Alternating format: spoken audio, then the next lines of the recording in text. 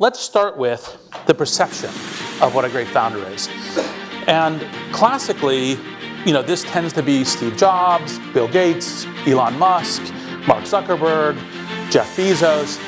And it's an image of founder as Superwoman or Superman, right? Who has this panopticon of skills. It's things like, I know how to do product market fit. I'm great at product. I'm great at strategy. I'm great at management. I can fundraise. Right? I can do all of these different skills. And part of what you're looking for in a great founder, in the kind of theory of the founder as superperson, is I'm looking for someone who is awesome at all of these things. They are well-rounded. They're diverse. They can bat on all skills. And it's partially because I think it's this image of founder as superperson, which is that a great founder is someone who can do anything, jump over tall buildings in a single bound, all of these sorts of things. And the reality, right, is a founder is someone who deals with a ton of different headaches. And no one is universally superpowered.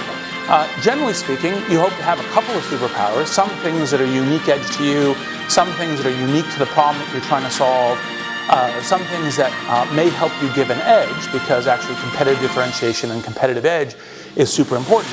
It's actually kind of a challenging set of, how do you think about, these sets, what is the whole set of skills? And when us mere mortals, come into this kind of battle, what is the right way to think about it? How is one a great founder? Let's start with team. So one way to kind of, I think, talk about exploding the myth of the super founder is that actually, in fact, usually it's best to have 2 or 3 people on a team rather than a solo founder. It's not that to say solo founders don't actually play out, and they can successfully, but most often 2 or 3 people is actually, in fact, a much better. It's usually there's 2 or 3 of them. And the reasons are because, for example, we've already talked about the fact that there's this very broad set of skills. There's this whole set of questions about how you adapt your company in order to be successful. And if you actually have 2 or 3 founders, you have different skills. You can compensate, because by the way, everyone has weaknesses. You can compensate for each other's weaknesses. You can, in the diversity of problems that you encounter as a founder, that you can actually attack them. So one of the things that I suggest when you look at essentially a founding team is to have a real high preference for having co-founders, having a high degree of trust for those co-founders. The next thing is location. Great founders do is seek the networks that will be essential to their problem and their task. And they realize that it isn't just about I am superperson. I can do this anywhere. I can do this, in the Antarctic, etc. Is in order to be successful, I have to go to where the strongest networks are for the particular kind of problem or the particular kind of thing that I'm doing.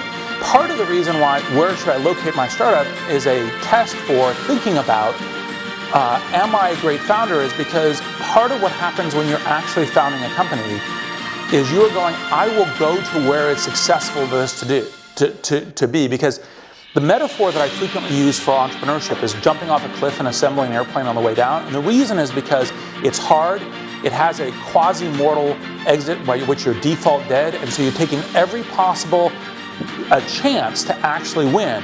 And so great founders go, look, I'll move to what the network is. Part of what being a great founder is being both able to hold the belief, to think about where it is you want to be doing and where you want to be going, but also be smart enough that you're essentially listening to criticism, negative feedback, competitive entries, where you're kind of going, okay, is this changing my investment thesis? Is this changing what I'm planning on doing? And it doesn't mean you lose confidence.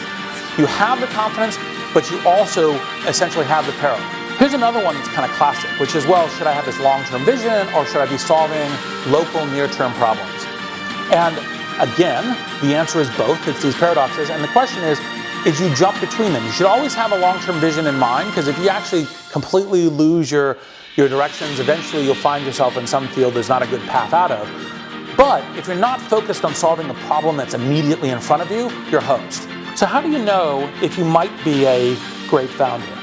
Well, you should have some superpowers. It's generally speaking in software useful to be a good product person. It's useful to have good skills about kind of leadership, of bringing networks in, of persuading people.